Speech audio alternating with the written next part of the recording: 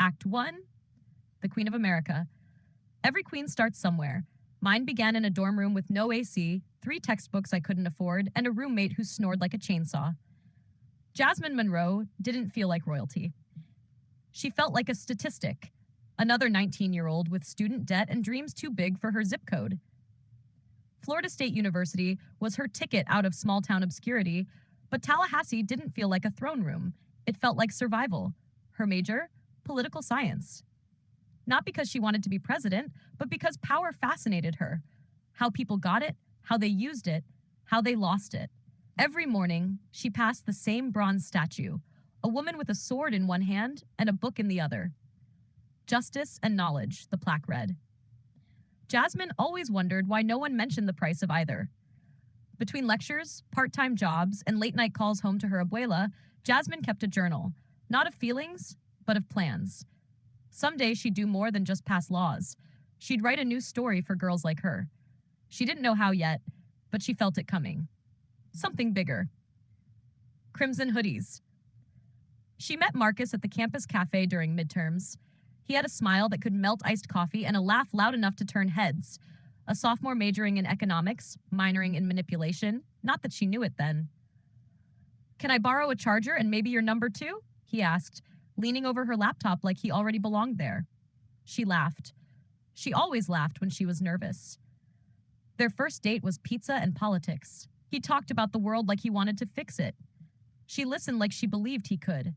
It felt electric. Fast, loud, and a little dangerous. He brought her iced coffee after 8 a.m. classes, memorized her schedule before her middle name, called her Sunbeam because she squinted in the morning light. One night they slow danced in the dorm parking lot with no music, just headlights and his whisper. "There's no one else like you, Jazz. You see the world like it still deserves saving." They ate fries on the hood of his car, told each other stories they'd never told anyone. He dreamed of starting a business. She dreamed of changing the world. Together, they felt unstoppable. Marcus worked hard, double shifts at the bookstore, food deliveries until midnight. "I'm doing this for us," he'd say, keys jingling. "One day I'll give you the life you deserve." Jasmine believed him. She cooked eggs and toast while he drifted off mid-episode, his legs across hers. Sometimes he'd wake and just stare. "What?" she'd laugh. "Nothing," he'd say. "Just wondering how I got so lucky." He wasn't always storm clouds. Some nights he was firelight. But love born from exhaustion isn't always gentle. Jasmine was learning that working yourself to death for someone doesn't mean you know how to love them right. Bruises. You can't see. The fight started because she wanted to go out. Dinner and dancing with her girls. A Friday reset. Nothing revolutionary. Marcus didn't like that. "Without me?" he asked, arms crossed. "Yes, Marcus. With my friends. You know, people who let me breathe." The storm rolled in. "You're dressing up for them now? You want random dudes hitting on you? What, am I just here to keep your bed warm?" "Jesus, Marcus," she snapped, grabbing her purse. "You're not my father." He slammed the door. "You're not leaving." She froze. His body blocked the exit, breath heavy, jaw tight. "Marcus," she warned, "move." He didn't. So she swung. Her hand cracked across his face, loud, sharp, final. He staggered back, then his hand snapped forward and wrapped around her throat. For a second, there was only pressure and shock. "Marcus," she rasped, "stop." And just like that, he let go. He dropped to his knees, sobbing. "I'm sorry, I didn't mean to, He told her about his childhood, about fists and fear, about being hurt by someone who was supposed to protect him. "I swore I'd never be like them," he whispered. "But I am." Jasmine stood frozen, then slowly sat beside him and wrapped her arms around his shaking body. "I'll get better," he said. "I'll never hurt you again." "You're all I have, Jazz." She believed him, for that moment.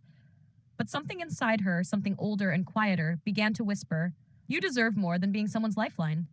You deserve to breathe." Here's Act 2, The Break and the Escape from the Queen of America. It's divided into small, smooth paragraphs so the read aloud feature won't freeze or fail. Act 2, The Break and the Escape. After the fight, after the screaming, shaking, and sobbing, there was silence. Then there was heat. Jasmine didn't know why she kissed him first. Maybe it was the way his voice cracked when he said he was sorry. Maybe it was the way her body ached to feel something that wasn't fear. Or maybe it was just muscle memory. Love, or what she thought was love, tangled with pain. They moved to the bed in silence.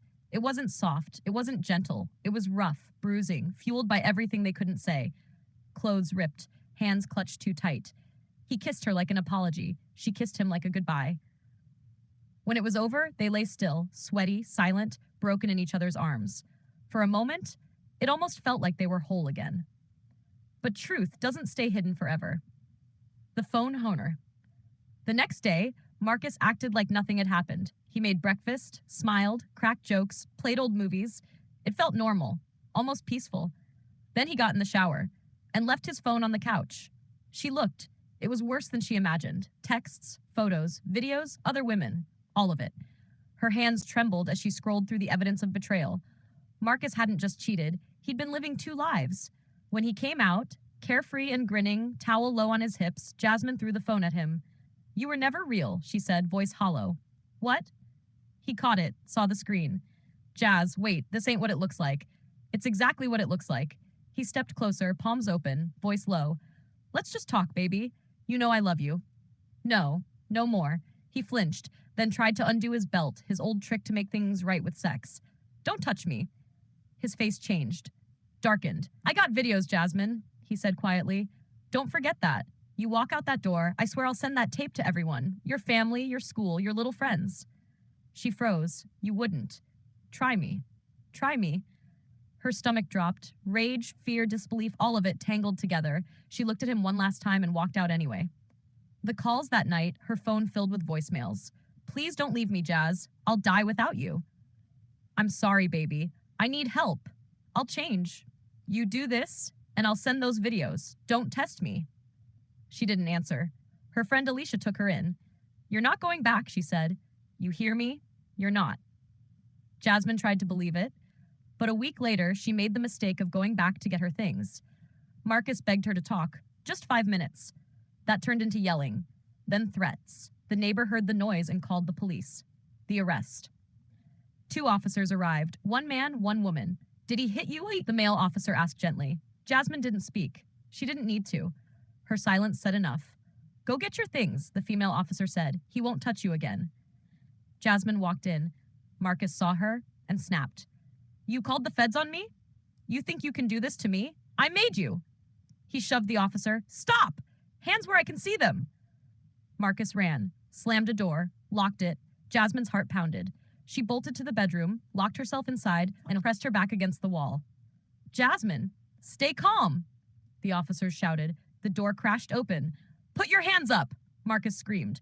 "Wild, cornered, dangerous. Get out of my house!" Tss. The taser hit. He dropped. Jasmine curled up on the floor, shaking, tears streaming. Then came the knock. "Sweetheart," the female officer said softly. "He's down. He's gone. He can't hurt you anymore."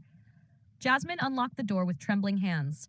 The male officer knelt and pulled her close. "I got you, baby girl," the woman whispered. "You're going to be okay. You survived." Act 3. The Long Way Home. 16 months later, Jasmine never pressed charges, not for the threats, the videos, or the fear. Marcus went to jail anyway, assaulting a police officer, resisting arrest, criminal threats. She never saw him again. But his ghost lived in her bed. She tried to fill the silence with faces and bodies, chasing something she couldn't name.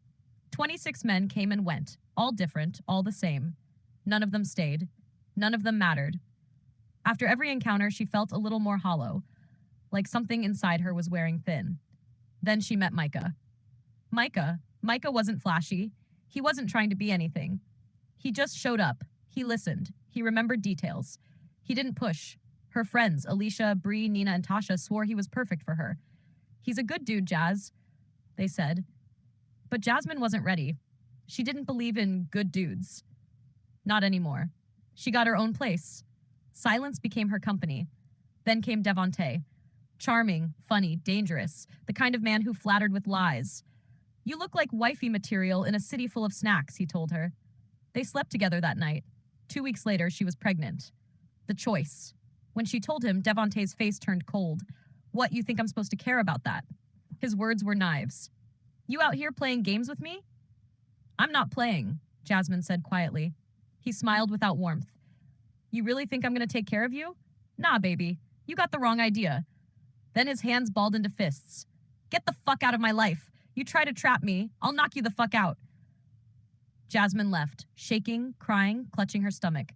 Later that week, she stood in the mirror, staring at the pill in her hand, mifepristone. Her fingers trembled. She swallowed it anyway. The bleeding started the next day. She didn't cry, not then, but something broke in her that never fully came back. 3 months later, she sat with her girls in Alicia's living room, pretending to laugh over ice cream. Then Micah walked in, calm, quiet, smiling. Hey, he said. Jasmine glared. Why are you always here? Don't you have a life? Everyone froze. Micah just smiled. Yeah, I just like being around good people. She looked away, shame burning her throat. That night, she cried in her car. He stopped texting after that, stopped chasing her. But he didn't disappear. The apology months later, he started dating someone new. Maribel. Confident, beautiful, kind. Tasha told Jasmine they broke up. It was a lie. But hope is a hell of a drug. Jasmine dressed up, makeup perfect, and went to find him. Micah, she said softly, I just wanted to say I'm sorry. Before he could answer, Maribel appeared. You really gonna do this now, she said. After how you treated him? The argument flared. Micah stepped between them. Enough, he said sharply. Jasmine, go home. A week later, he broke up with Maribel. The reconnection. 2 months passed. Alicia set Jasmine up on a blind date. It was Micah. They talked for hours. She said, I'm sorry. He said, me too. He walked her home, said goodnight, and left without trying anything. She didn't sleep. The next day, she called her friends. Why didn't he try to sleep with me? Bree answered, because you never had a good man before. Trust. She called Micah again. He came over, cooked lemon garlic salmon with wild rice and roasted broccoli. They talked. They laughed. When he left, she said, can I have a kiss? He kissed her forehead. The next day, she texted him. Come over. He did. He cleaned her kitchen, cooked again. As he got ready to leave, she whispered, can I have another? It makes me feel okay. He kissed her forehead again. It lingered this time, soft, steady, safe. She looked at him, searching his face. He brushed a strand of hair from her cheek. Their eyes met. Then his lips touched hers. It was slow, gentle, careful, the kind of kiss that asked permission. When they made love, it wasn't lust. It was healing, quiet, patient, sacred. For the first time in years, Jasmine didn't cry. She fell asleep in his arms, and for once, she didn't dream of the past. Becoming.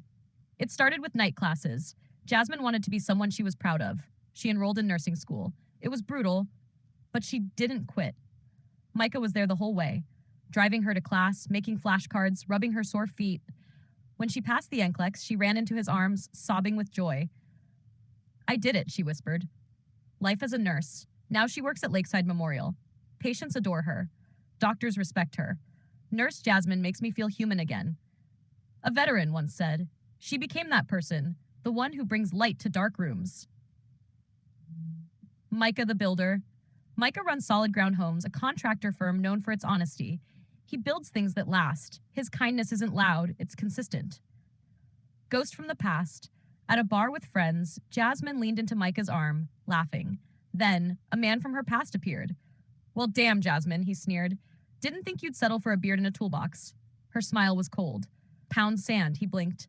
What'd you say? Micah stood slowly, eyes steady. She said, pound sand, walk away. The man backed off. Jasmine smiled, kissed Micah's cheek. Let's dance, baby. And they did. Calm, fearless, free, peace. Her mom visited one weekend, bringing peach cobbler. You finally picked a good one, she teased. Jasmine laughed. Took me long enough. The closet. Weeks later, Jasmine felt strange, emotional, tired, nauseous. She took a test. Positive. She crawled into the closet and hid beneath old coats, crying quietly.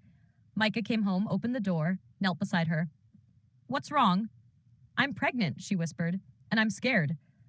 Micah pulled her close. It's okay. You're not alone. I got you. She cried into his chest, but this time she wasn't afraid alone. New beginnings. They began sketching house plans on napkins. We'll build our own place, Micah said. Better than buying. Sundays became cinnamon rolls and soul records. Jasmine dancing barefoot in his shirt. At night, they debated baby names. I like Ellis, she said.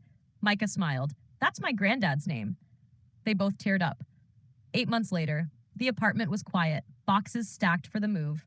Jasmine rubbed her belly, humming softly. Micah came in from work, dust on his boots. He kissed her lips, then her bump, Dance with me. My music? She laughed. He played At Last by Etta James.